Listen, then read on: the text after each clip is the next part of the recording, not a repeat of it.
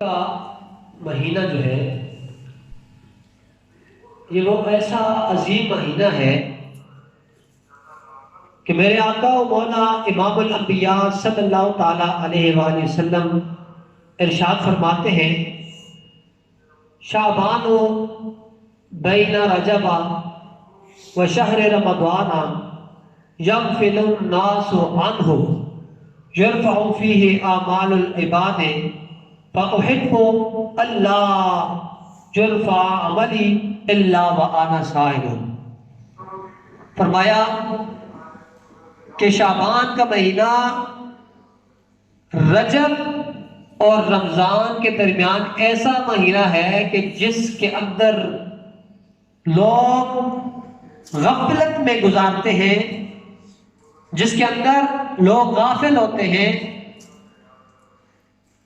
انہیں اس مہینے کی حساسیت کا علم نہیں ہے۔ اس کے اندر بندوں کے اعمال رب کے حضور پیش کیے جاتے ہیں، بندے کے اعمال اٹھائے جاتے ہیں، اور میرے آقا فرماتے ہیں میں یہ چاہتا ہوں کہ میرا نامہ اعمال میرے رب کی بارگاہ میں اس حال میں پیش کیا جائے کہ میں روزے کی حالت میں ہوں۔ یعنی سرکار نے اس بات کو پسند کیا کہ اس مہینے کے اندر جو اللہ کی بارگاہ میں بندوں کے اعمال پیش کیے جاتے ہیں، میرا نامہ اعمال میرے رب کے حضور اس حال میں پیش کیا جائے کہ میں روزے کی حالت میں ہوں۔ سرکار نے روزے کی حالت کو پسند فرمایا، اور حضرت سیدہ عائشہ رضی اللہ تعالی عنہا کہتی ہے کہ نبی کریم صلی اللہ تعالی علیہ وسلم کو سارے مہینوں میں سب سے زیادہ اس مہینے میں سے پیار تھا۔ اس مہینے کے ساتھ سرکار بڑا پیار کرتے تھے، اور میرے آقا نے فرمایا شعبان و شہری و رمضان و شہر اللہ، کہ شعبان میرا مہینہ ہے اور رمضان میرے رب کا مہینہ ہے۔ سبحان اللہ۔ اس مہینے کی بڑی فضیلت ہے، اور سیدنا شیخ عبد القادر جیلانی رحمۃ اللہ تعالی علیہ آپ فرماتے ہیں شعبان کے اندر شین، عین، با، الف اور نون یہ 5 حرف پائے جاتے ہیں، اور یہ جو 5 حرف ہیں ان کے اندر بڑا ایک کمال رکھا ہوا ہے۔ فرمایا کہ شعبان کے لفظ جو شین ہے، اس کے اندر جو بندہ شعبان کے مہینے میں اللہ کو راضی کرتا ہے، اپنے رب کی عبادت کرتا ہے، اپنے گناہوں سے توبہ استغفار کرتا ہے، تو اسے میرا رب شرف عطا کرتا ہے، اسے اللہ شرف عطا کرتا ہے۔ اور شین کے بعد آتا ہے عین، اور عین جو بندہ اللہ کو راضی کرتا ہے تو میرا رب اسے علوم عطا فرماتا ہے۔ علوم کا معنی آتا ہے بلندی، اللہ اسے بلندیاں عطا کرتا ہے۔ اور اس کے بعد آتا ہے با، با سے رب تعالیٰ اسے بلائیاں عطا کرتا ہے۔ جو میرے رب کو راضی کرتا ہے نا تو بدلے میں میرا رب اسے بلائیاں عطا فرماتا ہے۔ اس کے بعد آتا ہے الف، الف سے الفت حاصل ہوتی ہے، بندے کو رب کی محبت نصیب ہو جاتی ہے۔ رب کی جب بندے کو محبت نصیب ہو جائے تو بندہ اللہ کا محبوب بندہ بن جاتا ہے، اور نور سے اللہ اسے نور عطا فرماتا ہے۔ یہ سیدنا شیخ عبد القادر جیلانی رحمۃ اللہ تعالی علیہ آپ نے یہ ارشاد فرمایا کہ اللہ تعالیٰ اس مہینے کے اندر یہ 5 چیزیں بندوں کو عطا فرماتا ہے۔ سامعین عزیز احتشام، قرآن مجید فرقان حمید کے اندر میرا رب ارشاد فرماتا ہے حامیم والکتاب المبین انا انزلناہ فی لیلۃ مبارکۃ انا کنا منذرین۔ فیہا یفرق کل امر حکیم. فرمایا قسم ہے روشن کتاب کی، قسم ہے روشن کتاب کی. انا انزلناہ، بے شک ہم نے اس کو نازل کیا، فی لیلۃ مبارکۃ، برکت والی رات میں،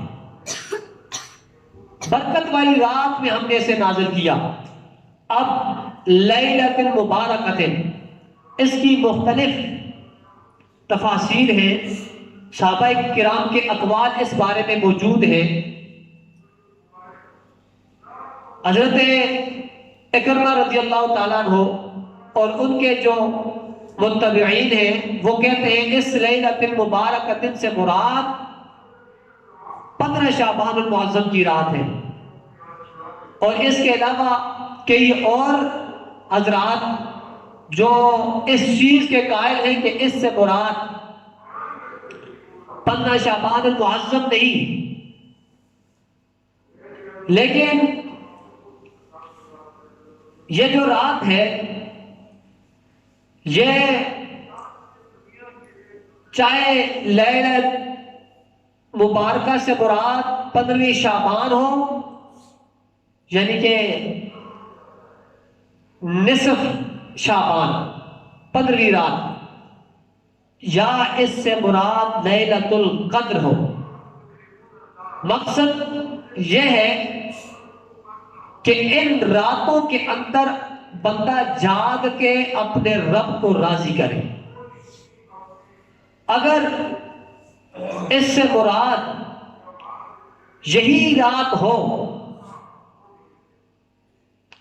تو اس کے اندر اللہ اپنے بندوں کو، اپنے بندوں کے جو نامہ اعمال ہیں وہ اٹھواتا ہے، اور سارے نامہ اعمال اللہ کی بارگاہ میں پیش ہوتے ہیں. جب سارے نامہ اعمال اللہ کی بارگاہ میں پیش ہوتے ہوں تو بندہ اگر عبادت کے اندر مصروف ہو، روزے کی حالت میں ہو، تو یقیناً میرا رب اپنے بندوں سے خوش ہو جائے گا اور میرا رب اپنے بندوں سے پیار کرنے لگ جائے گا. اس کے اور بھی نام ہیں. ایک تو یہ ہو گیا لیلہ مبارکہ، ایک اسے لیلۃ البراءت بھی کہتے ہیں. کیوں اس لیے لیلہ برات کہتے ہیں کہ اس کے اندر بندوں کو چھٹکارا ملتا ہے، آزادی حاصل ہوتی ہے. کتنے لوگ ہیں جو جہنم سے آزاد کر دیے جاتے ہیں.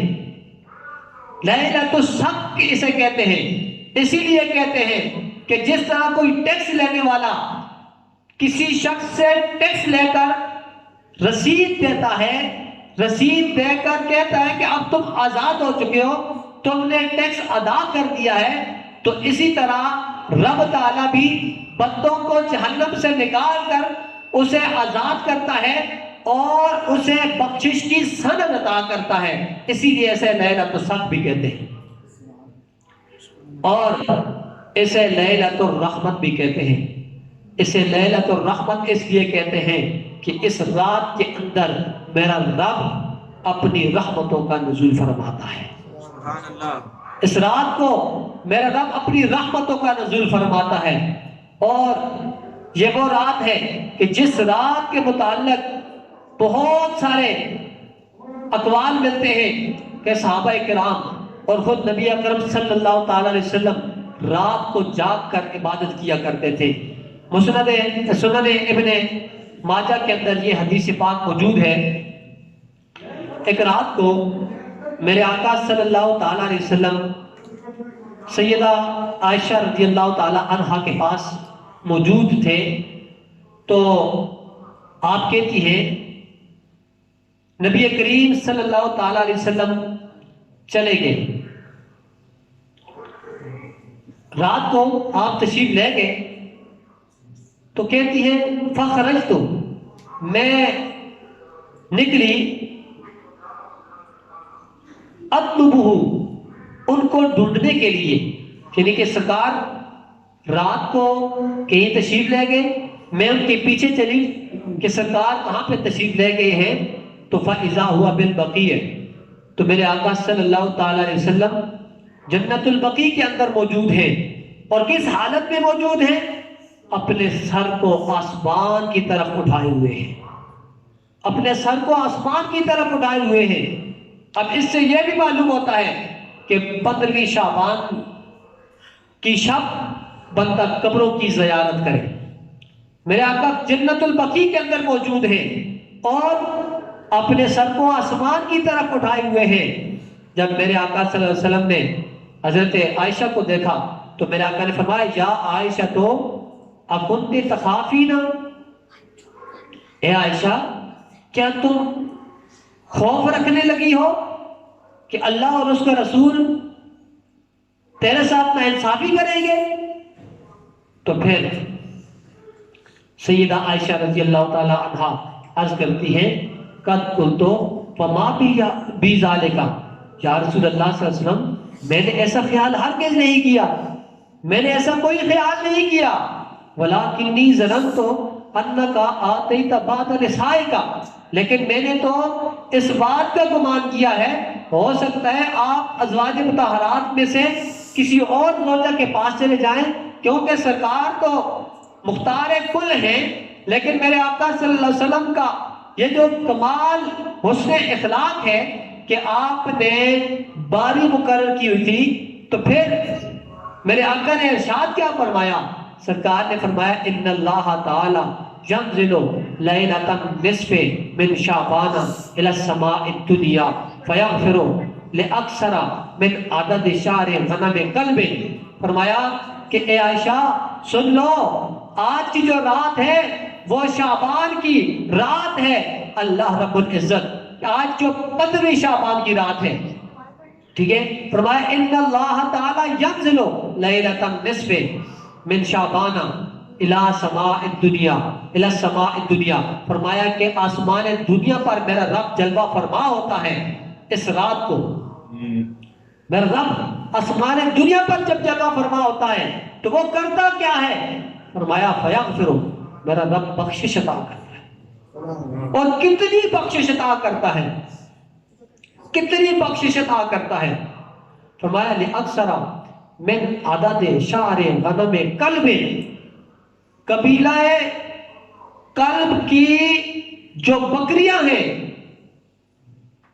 ان کے بالوں کی تعداد کے مطابق اللہ اپنے بندوں کی بخشش فرماتا ہے۔ سبحان اللہ۔ اب یہ جو قبیلہ کلب تھا یہ ریوڑ رکھنے میں بڑا مشہور تھا، ان کے بہت بڑے بڑے جناب والا ریوڑ تھے، بہت زیادہ بکریاں تھیں، تو سرکار نے اس کے ساتھ دنیا والوں کو سمجھایا وگرنہ میرے رب کی جو بخشش ہے وہ تو اس سے کئی گنا زیادہ ہے۔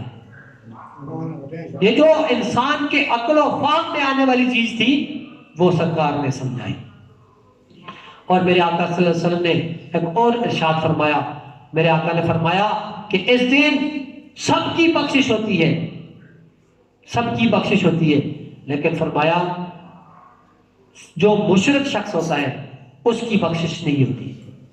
مشرک جو اللہ کے ساتھ شریک ٹھہراتا ہے، فرمایا ان اللہ تعالی لیطلع فی لیلۃ النصف من شعبان فیغفر لجمیع خلقہ الا لمشرک او مشاہد، فرمایا کہ ہر بندے کی بخشش ہوتی ہے لیکن مشرک کی بخشش نہیں ہوتی، مشرک شخص کی بخشش نہیں ہوتی۔ اور جو فرمایا بدعتی،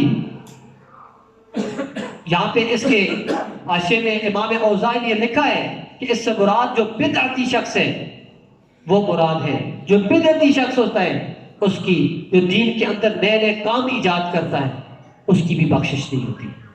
اور ایک روایت کے مطابق یہ آتا ہے کہ جو دنیا کی وجہ سے کسی سے ناراض ہوتا ہے ایک اس کی بخشش نہیں ہوتی، اور جو بندہ کسی کو ناحق قتل کرتا ہے اس کی بخشش نہیں ہوتی۔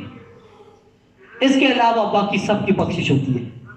یہ احادیث کے اندر موجود ہے، کوئی قصہ کہانی نہیں ہے، میرے آقا کے فرامین موجود ہے اس بارے میں. اللہ اکبر. اور اس کو میرے آقا صلی اللہ علیہ وسلم اس رات کو، یعنی جو 15 شعبان کی رات ہے، اس کو گزارنے کا کیسے طریقہ کار بتایا، اور اس کے دن کے بارے میں میرے آقا نے کیا ارشاد فرمایا سنیے. اور اس حدیث پاک کے راوی بھی حضرت علی المرتضیٰ شیر خدا رضی اللہ تعالی عنہ ہے.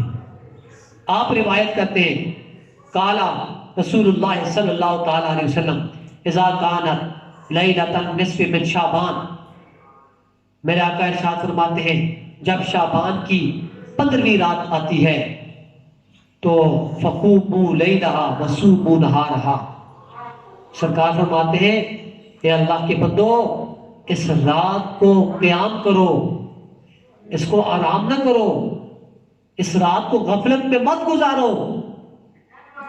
اس رات کو جب جاگ کے گزارو گے رب کا قرب ملے گا. فقوموا لیلہا، اس رات کو قیام کرو، وصوموا نہارہا، اور اس کے دن کو روزہ رکھو.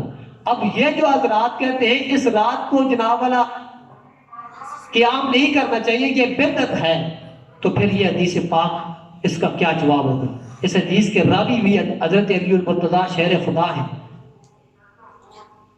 اتنے سکہ راوی، صحابی تو ہر صحابی سکہ ہے، عادل ہے، اس بارے میں تمہارا یہ عقیدہ ہے، لیکن حضرت علی المرتضیٰ شیر خدا کی بڑی شان ہے. تو سرکار نے فرمایا فقوموا لیلہ، رات کو قیام کرو. یعنی یہ سمجھ آنا چاہیے کہ یہ کوئی رات کو جاگنا کسی مسلک کا شعار نہیں ہے، کسی شخصیت کا ایجاد کردہ نہیں ہے، بلکہ میرے آقا صلی اللہ علیہ وسلم کے فرمان کے ہیں مطابق ہے. وصوموا نہارہا، فرمایا کہ اس کے دن کو روزہ رکھو. روزہ رکھنے کا سرکار نے حکم دیا. کیوں؟ فإن اللہ ینزل فیہا لغروب الشمس الی سماء الدنیا، کہ فرمایا اللہ تعالی غروب شمس کے وقت آسمان دنیا پہ جلوہ فرما ہو جاتا ہے. آسمان دنیا پہ جب جلوہ فرما ہوتا ہے اپنی شان کے مطابق، اس کا کوئی بندہ عکس بندی نہیں کر سکتا کہ وہ کیسے تشریف لاتا ہے.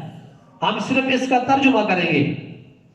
فیقول، میرا رب فرماتا ہے، کیا فرماتا ہے؟ الا من مستغفر لی فاغفر لہ، ہے کوئی بخشش مانگنے والا میں اس کو بخشش عطا کروں.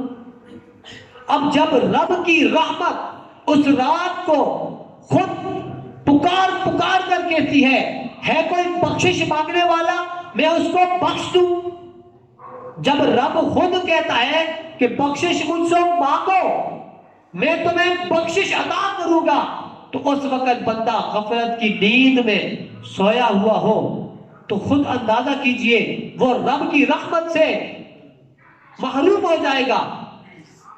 اور پورا سال کیا ہوتا ہے پھر وہ کہتا ہے ہائے یہ ہو گیا وہ ہو گیا. لیکن جو وہ قیمتی رات تھی جس رات کو بندہ بخشش مانگ کے اپنے رب کو راضی کر دے، اس رات کو تو وہ سویا رہا، اس رات کو تو اس نے بے پرواہی میں گزار دیا.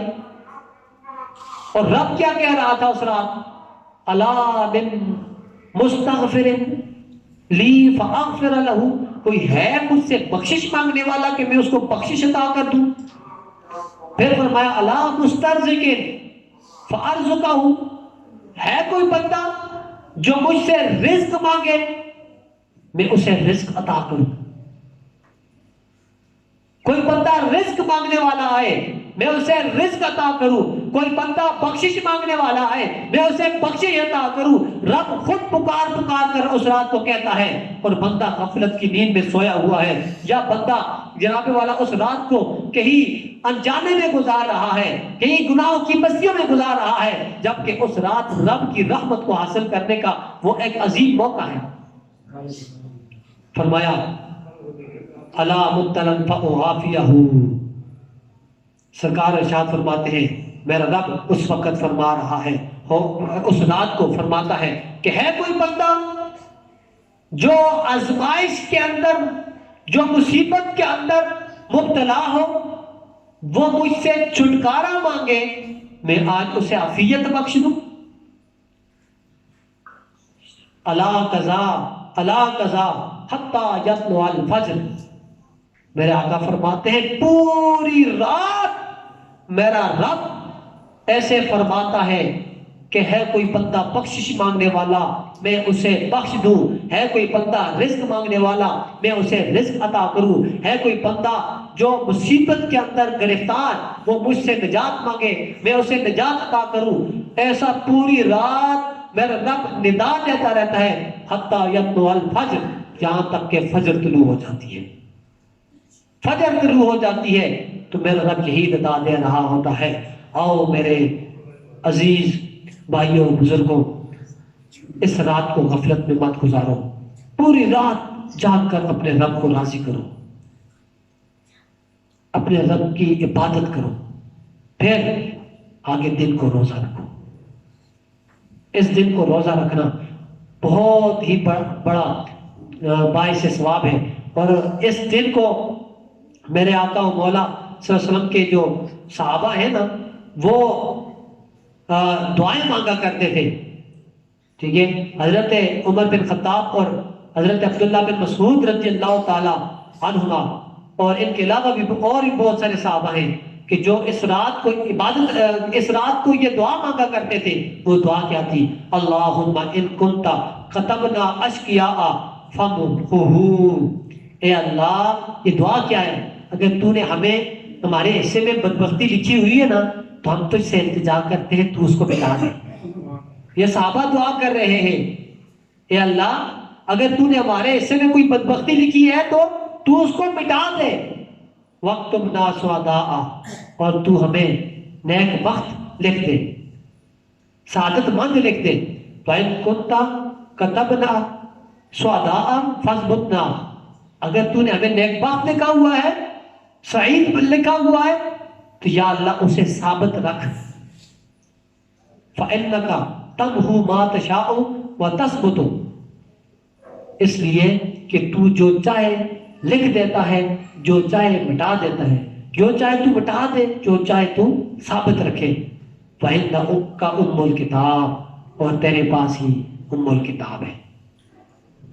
تو ہم بھی یہ دعا کرتے ہیں مالک الملک ہم سب کو اپنے سعادت مند بندوں میں شامل فرما۔ اللہ کریم ہم سب کو